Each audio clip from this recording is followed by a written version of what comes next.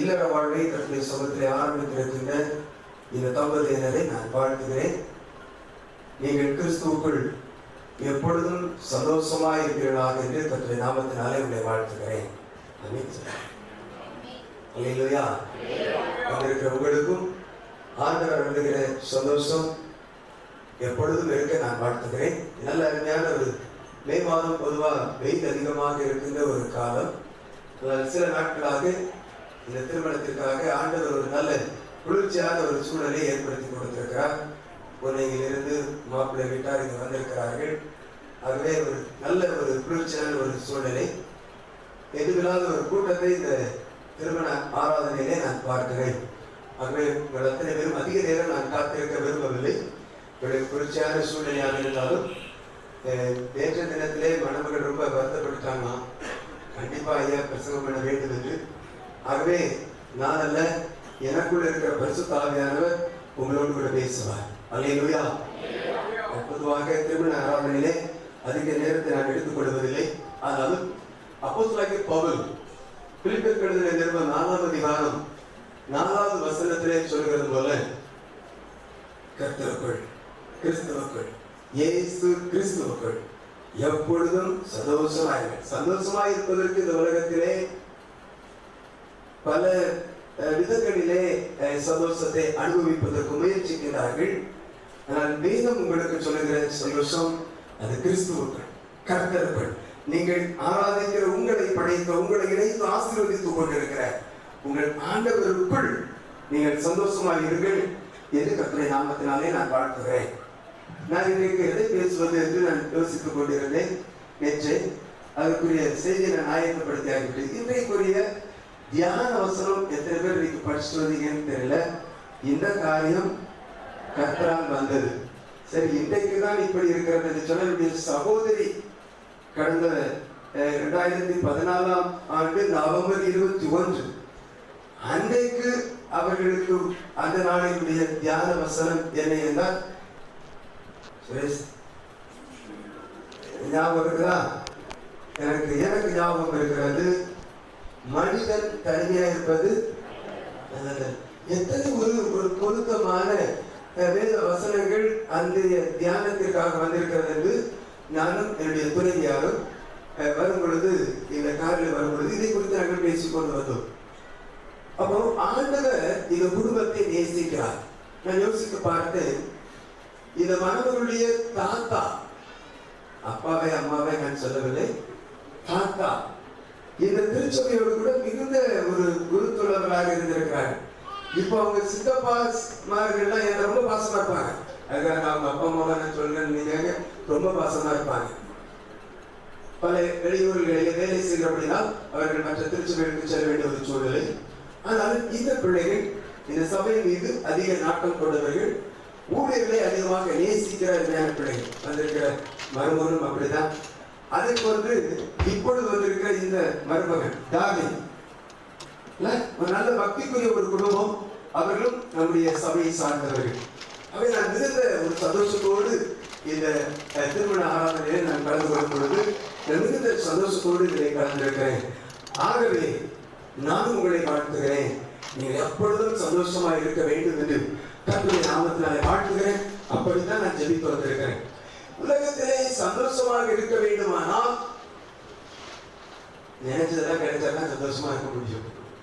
இப்ப சந்தோஷமா இருக்கிறாங்கன்னா, இப்ப டார்வினுக்கு பெயர்த்த துணை கிடைச்சிருக்குது. சிரிப்பா பாருங்க, அவ்வளவு சந்தோஷமா இருக்கு. சரி, இவர்தான் சிரிக்கிறாங்கன்னா அங்க நிர்மலா பாருங்க, நேற்று கூட ஒரு முன்னாடி இருந்தது, அவர் வரல, இவங்க எல்லாம் வந்திருக்காங்க அப்படின்னு சொல்லி நேற்று நீங்க மேடையில இருந்து பாத்துக்கலாம். இன்னைக்கு ஒரே சந்தோஷம், நேற்று வரலையே வந்துட்டு சந்தோஷம். அப்போ உங்கள் இந்த டார்வினுக்கு நிர்மலாவுடைய பெற்றோர் இந்த அருமையான ஒரு நல்ல துணை உங்களுக்கு கொடுத்திருக்கிறார். அதே போன்று நிர்மலாவுக்கு டார்வினுடைய பெற்றோர் ஒரு நல்ல ஒரு துணையை கொடுத்திருக்கிறார்கள். ஆண்டவர் கொடுத்தால் அதை உங்களுடைய கரங்களிலே இந்த உலகத்திலே இவர்கள் கொடுத்திருக்கிறார்கள். ஆகவே கிடைப்பதிலே, பெற்றுக்கொள்வதிலே சந்தோஷம் இருக்குமா இருக்காது? இது இலவசம் கொடுத்தா ரொம்ப சந்தோஷம். எல்லா அரசாங்கம் வந்தாலும் சரி இலவசமா கொடுக்கணும். சின்ன பிள்ளைகளாக இருந்தாலும் ஒரு பொருளை கொடுக்கவில்லை என்றால் நான் நிறைய கொடுக்கிற பார்க்கிறேன். தாத்தா பாட்டி ரொம்ப பிடிக்கும். எந்த தாத்தா பாட்டியை கொடுக்கணும்? கொடுக்கிற தாத்தா பாட்டியை தான் நிச்சயம். இதோடு இருக்கும்போது அப்படிதான். ஆக கொடுக்கிறவர்களை பிடிக்கும். அதே போன்று யாருக்கு அவங்க அப்பா அம்மா இந்த நிர்மலா தான் கொடுத்துருக்காங்க, அவங்களுக்கு சந்தோஷம். அதே மாதிரி நிர்மலாவுக்கு யாருன்னு கொடுத்துருக்கு? டாக்டரா இருக்காங்க, கலைஞர் எனக்கு தெரியல எங்க இருக்கீங்கன்னு. தாத்தாவை நேற்று பார்த்தேன், உடன்பிறப்பு பார்த்தேன், இருக்கிற சந்தோஷம். உண்மையிலே கொடுத்தவர்கள், நீங்கள் கொடுத்து வைக்கப்பட்டவர்கள். ஒரு நல்ல அறிஞர் குடும்பம் இந்த நாளிலே இணைந்திருக்கிறபடினால் திருச்சபை சந்தோஷப்படுகிறது, ஊழியர்கள் சந்தோஷப்படுகிறோம், இது வீட்டாரும் சந்தோஷப்படுகிறது. இந்த சந்தோஷத்தை மிகுதிதான் இந்த விதமான திருமண விழாவிலே விருது உபசரைகள் எல்லாம் செய்கிறோம். ஆக இந்த சந்தோஷம், இங்க இருக்கின்ற இந்த சந்தோஷம் என்றைக்கு இருக்க வேண்டும் என்பதற்காக தான் ஆண்டவர் இயேசு சொல்கிறார். மத்தேயு 7:7. நேற்று அம்மா சொன்னாங்க, ஐயா நாளைக்கு பேச நான் நல்லா கவனிக்கிறேன். 2 பேருமே நல்லா கவனிக்கிறீங்க. உண்மையிலே எனக்கு ரொம்ப சந்தோஷம். ஞாபகத்தில் வச்சிருப்பேன் அப்படின்னு சொன்னாங்க. இந்த உறுதிப்பாட்டோடு தான் நான் நினைக்கிறேன். நான் அல்ல, இயேசு சொல்லுகிறார். மத்தேயு 7:7. கேளுங்கள் அப்பொழுது உங்களுக்கு கொடுக்கப்படும். கொடுக்கிறது மட்டுமல்ல, அப்புறம்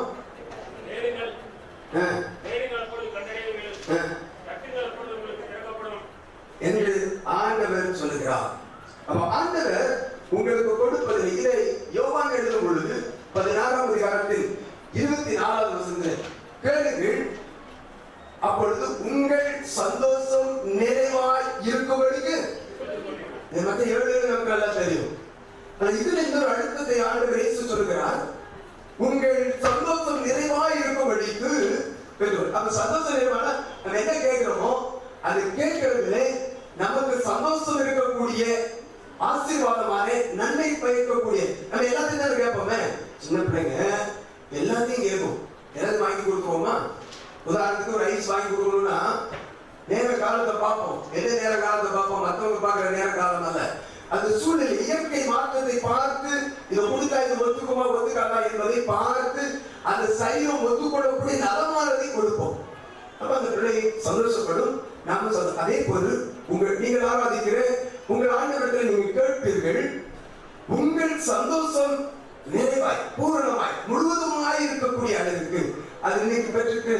இப்ப தண்ணி அடிக்கிறவங்களுக்கு கொஞ்ச நேரம் குடிக்கும் போது போய் விழுந்தடிச்சுவான், பண்ணி குடிக்கும் போது படுத்துடுவோம். ஆனா அவன் சந்தோஷம் நினைச்சு குடிக்கிறான். ஆனா அதல்ல, உங்கள் சந்தோஷம் நிறைவாய் இருக்கும்படி எப்பொழுதும் இருக்கும்படிக்கு நீங்கள் அதை பெற்றுக்கொள்வீர்கள். இப்படி ஆண்டவரிடத்தில் நீங்கள் கேட்டு உங்களிடத்திலே ஆண்டவர் சந்தோஷம் நிறைவாய் இருக்கும்படிக்கு அருள்வாராக என்று நம்முடைய வாழ்க்கை. இது கர்த்தருடைய ஆலயத்திலே வைத்து சகரியா என்கின்ற ஒரு தேவ மனிதனுக்கு சொல்லப்பட்ட ஒரு வார்த்தை.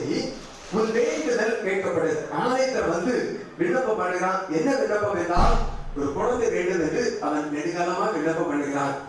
ஆசாரிய முறைமைப்படி அவன் 2 வார காலம் ஆலயத்தில் வந்து ஆசாரிய பணி செய்ய வேண்டும்.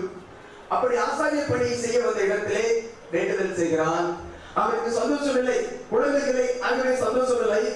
அதுல அந்த நிறைவான சந்தோஷத்தை பெற்றுக் கொள்வதற்காக ஆண்டவர் இயேசு சொன்னதின்படி அவன் கேட்கிறான். ஆண்டவர் சொல்றாரு, உன் வேண்டுதல் கேட்கப்படும். அன்பு வந்திருக்கிற மணமக்களே, குடும்பத்தின் பிள்ளைகளே, உற்றார் உறவினர்களே, கேளுங்கள் அப்பொழுது உங்களுக்கு கொடுக்கப்படும் என்று சொன்ன ஆண்டவர் இங்கே அவர் இருக்கிறார். இங்கே விரும்பினபடினால் இங்கே இருக்கிறார். இப்பொழுது நீங்கள் தேர்ந்தெடுக்கிற விண்ணப்பங்களுக்கு ஆண்டவர் சொல்லுகிற காரியம், உன் வேண்டுதல் கேட்கப்பட்டது. உங்கள் ஒவ்வொருவரையும் பார்த்து ஆண்டவர் சொல்லுகிற காரியம் அதுதான், உன் வேண்டுதல் கேட்கப்பட்டது. ஒருவேளை உங்கள் குடும்பத்தின் காரியங்களுக்காக, படிப்பின் காரியங்களுக்காக, பிள்ளைகளுடைய காரியங்களுக்காக, தொழில் காரியங்களுக்காக இந்த இடத்துல வந்திருக்கலாம். இல்ல திருமண காரியத்தான் வந்திருக்கிறோம் என்று அப்படிப்பட்ட காரியங்கள் கூட நீங்கள் வந்திருக்கலாம். உங்கள் வேண்டுதல் கேட்கப்பட்டது. ஆமென். விசுவாசத்தோடு நம்பிக்கையோடு ஆண்டவருடைய சமூகத்தில் நாம் காணப்படுவோம். முதலாவது 6வது வசனத்தை நாம் வாசிக்கலாம். லூக்கா 1:6. இருவரும்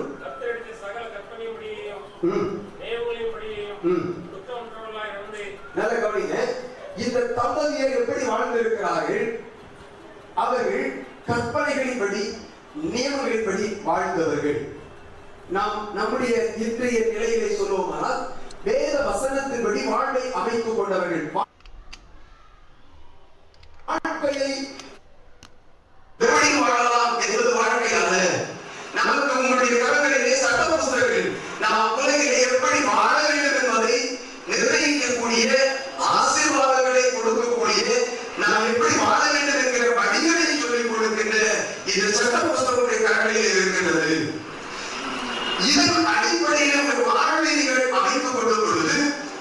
சந்தோஷம் எப்பொழுதும் நிறைவாக இருக்கும். நீங்கள் எதை கேட்கிறீர்களோ அதை ஆண்டவர் உங்களுக்கு அருள்வார். இந்த தவறில வேத வசனங்களின்படி தங்களுடைய வாழ்வை அமைத்துக் கொண்டவர்கள். அன்பு வந்திருக்கிற உறவினர்களே, சபை பிள்ளைகளே, மணமக்களே, நீங்கள் வேத வசனத்தை வாசியுங்கள், அதன்படி வாழ்வதற்கு அர்ப்பணியுங்கள். அப்பொழுது ஆண்டவர் உங்களுக்கு என்ன சொல்லியிருக்கிறார் என்பதை அறிவீர்கள். அதன்படி ஜெபிக்கும் பொழுது நீங்கள் கேட்கும் பொழுது எதுவோ அது உங்களுக்கு அருள் செய்யப்படும். அடுத்து குற்றமற்றவர்களாய் பரிசுத்த வாழ்க்கை. அவர்கள் பரிசுத்த வாழ்க்கை வாழ்ந்திருக்கின்றார்கள். பரிசுத்தம் இல்லாமல் தேவனை தரிசிக்க முடியாது. அவர் தேவனுடைய ஆசீர்வாதத்தை பெற்றுக்கொள்ள வேண்டுமானால் குற்றமற்ற ஒரு வாழ்வு, பரிசுத்தமுள்ள வாழ்வு, இயேசுவின் ரத்தத்தினால் பாவம் கழுவப்பட்டு அந்த பரிசுத்த வாழ்க்கையை வாழ வேண்டும். அவர் பரிசுத்தர். உங்களை ஆசீர்வதிக்கிறவர், உங்களை இணைத்திருக்கிறவர், உங்களை எதிர்காலத்தில் பிரகாசிக்கப்படுகிற உங்கள் ஆண்டவர், வேண்டுதலை கொடுக்கிறவர், உங்களை சந்தோஷமாக வைக்கிற ஆண்டவர். அவர் பரிசுத்தர். ஆகவே நீங்களும் பரிசுத்தராயிருங்கள். மூன்றாவதாக அவர்கள் நீதியுள்ளவர்கள், நீதியை செய்கிறவர்கள். வேதம் அதைதான் சொல்லுகிறது. முதலாவது தேவனை ஆராய்ந்து அவருடைய நீதியும் தேடுங்கள். நாம் உலகத்திலே தேர்ந்தெடுக்கப்பட்டவர்கள். நாம் இயேசு கிறிஸ்துவை பிரதிபலிக்க வேண்டியவர்கள். ஆகவே நம்முடைய வாழ்க்கையுடைய நிலைகள் தேவ நீதிக்கு உட்பட்டதாக இருக்க வேண்டும் என்று நான் உங்களுக்கு சொல்லுவதல்ல, ஆண்டவர் உங்களுக்கு சொல்லுகிறார். நான் உங்களுக்கு சொல்லுகிறேன், நீங்கள் தேவ நீதியின்படி வாழ்வுகளை அர்ப்பணித்துக் கொள்ளுங்கள். நிச்சயமாக உங்கள் சந்தோஷம் நிறைவாக இருக்கும். நீதிமான் செய்யும் ஊக்கமான ஜெபம் நீதிபதியாக வாழ்வதற்கு ஆண்டவர் உங்களுக்கு உதவி செய்வார். 13வது வசனத்துல அவர் ஜெபிக்கிற குடும்பம், ஒரு ஜெபிக்கிற குடும்பம். நான் ஏற்கனவே ஆலோசனை சொல்லியிருக்கிறேன் நிர்மலாவுக்கு, அதை யாருக்கும் சொல்லணும் அப்படின்னு சொல்லியிருக்கிறேன். இப்பொழுது நான் சொல்லுகிறேன், உடைய குடும்ப வாழ்க்கையிலே ஜெபத்தை நிச்சயமாக வைத்துக் கொள்ளுங்கள். ஜெபமே செய்யும். உடைய வாழ்க்கையிலே கேளுங்க, அதுதான் ஜெபம். எது வேண்டுமோ ஏதாவது கேளுங்க. அப்பா அம்மாட்ட, மாமன மாமியார்ட்ட இல்ல, யாரை கேட்கணும்? அந்தத்தில் உள்ள உடைய தேவைகளுக்காக, ஒவ்வொரு நாளும் அவருடைய கிருபைக்காக, அவருடைய பாதுகாவலுக்காக விண்ணப்பமார்கள். அவர்கள் விண்ணப்பத்தை கேட்கிறார்கள், பல ஜெபத்தை கேட்கிறார்கள். அவர் தான் சொல்லியிருக்கிறார், கேளுங்க என்று சொல்லி.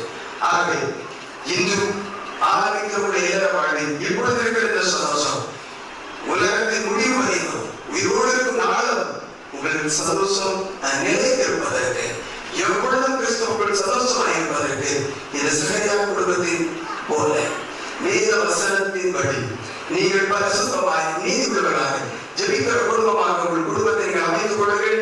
நிச்சயமாக அங்கே கண்கள் எங்களுடைய கண்கள் உங்களை காணும். நீங்கள் சந்தோஷமாக இருக்கிறதை நாங்கள் கண்டு சந்தோஷப்படுறோம். உங்களை பார்க்கும் பொழுது நாங்கள் நினைச்சோம் சந்தோஷப்படும், நினைச்சோம் சந்தோஷப்படும். அப்படிப்பட்ட சந்தோஷம் உங்களுக்கு ஆண்டவர் வருமானாக என் வாழ்க்கையை அதற்கு உங்கள் ஒவ்வொரு குடும்பத்திலும் சமாதானமற்ற நிலையில் இருக்கிறார்கள். உங்களுக்கும் ஆண்டவர் சமாதானம் அருள்வாராக கர்த்தருடைய நாமத்தில் அவர்களை வாழ்த்துகிறேன். ஆமென். 11வது